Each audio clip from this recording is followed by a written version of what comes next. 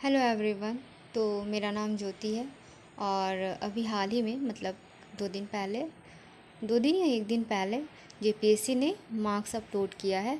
JPSC का जो हम लोगों ने मेंस दिया था, तो उसमें मेरे मार्क्स क्या आए हैं मैं उसका एनालिसिस करूँगी, क्यों आए इतने और कहाँ मैंने गलतियाँ की है इसके बारे में बताऊँगी। तो सबसे पहले हम बात करते हैं क्वालिफाइंग पेपर की। तो उसमें मेरे 36 ही आया है। उसका रीज़न है कि मैंने उतना मेहनत उसमें नहीं किया था, मतलब मेहनत मैंने कुछ किया ही नहीं था। मुझे पता था कि टाइम कम है और हमको ज़्यादा फोकस दूसरे सब्जेक्ट्स में करना है। दूसरा पेपर है मेरा पेपर 2, जिसमें मेरे मार्क्स बहुत कम आए हैं। तो पेपर 2 में मेरा जो सब्जेक्ट था वो था संथाली, और संथाली में मैंने मेहनत सच में नहीं किया था, क्योंकि मेरा मदर टंग तो है पर मेरा ग्रामर उतना अच्छा नहीं, और नहीं बोलने की वजह से लैंग्वेज पेपर में मेरे 2 क्वेश्चन छूट गए थे, क्योंकि हमको उसका ट्रांसलेशन एक का नहीं आता था और एक राइटर था, मतलब राइटर थे, तो उनका हमको डिटेल डिस्कशन नहीं याद आ रहा था। तो आप लोग जब भी प्रिपेयर करें तो जो भी सिलेबस है उसको कंठस्थ कर दे, क्योंकि हम लोग के पास बहुत कम टाइम था, खासकर 2 ही महीना था, इसलिए उतना अच्छे से प्रिपरेशन मेरा नहीं हो पाया था।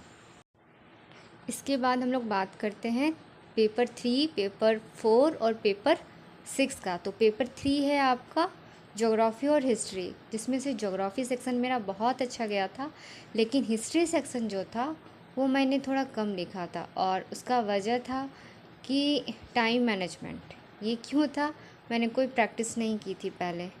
हम लोग उससे पहले जेएसएससी का तैयारी कर रहे थे, तो प्रैक्टिस नहीं हो पाया था।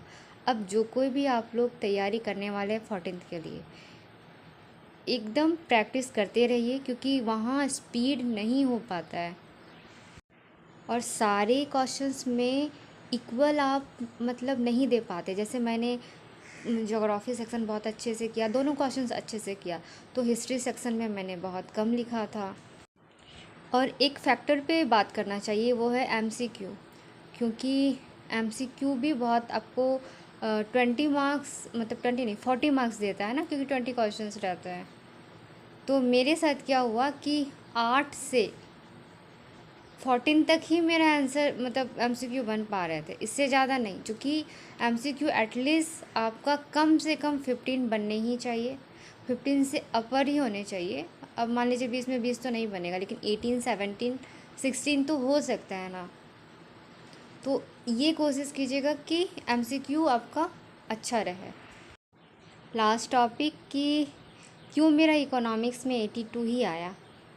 सेम मैंने यही गलती किया जो मैंने पेपर 2 में किया था, मतलब लैंग्वेज पेपर में किया था, क्वेश्चंस छोड़े थे मैंने।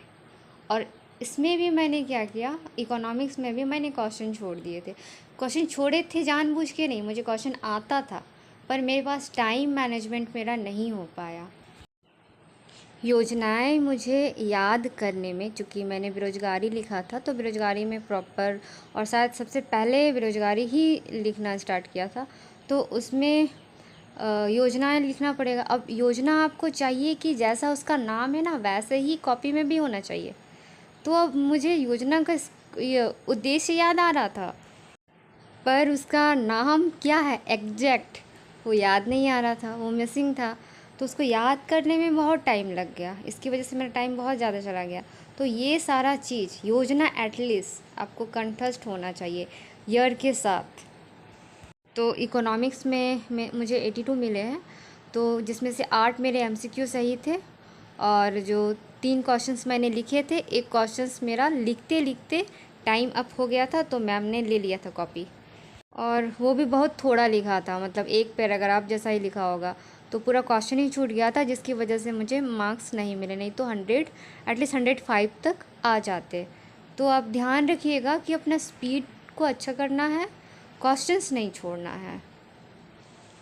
ये है मेरा क्वेश्चंस। तो मुझे योजना लिखने में बहुत टाइम लग गया था कॉपी पे या क्वेश्चंस पे। अगर आपको कुछ समझ में आ रहा है मेरे इन बातों से कि मैंने क्या क्या गलती किया है, तो आप 14th के लिए अगर प्रिपेयर कर रहे हैं तो आप ध्यान दीजिएगा, और मुझे भी आगे अपना टारगेट हाई रखना है कि नेक्स्ट मैं जब एग्ज़ाम दूँ तो मैं कोशिश करूँ कि पर पेपर मुझे 120 एटलीस्ट आ जाए, तभी सिलेक्शन हो सकता है, नहीं तो फिर मुश्किल है। तो आप सबों को बेस्ट ऑफ लक अपनी तैयारी के लिए। और आगे मैंने सोचा है कि मैं पूरा टॉपिक तो नहीं कराऊंगी, लेकिन हाँ क्वेश्चन डिस्कशन अगर अपनी तरफ से करूँगी। अगर किसी को लगे कि यूजफुल है आपके लिए तो आप मेरे चैनल से जुड़ सकते हैं। आज के लिए इतना ही। आप सबको धन्यवाद।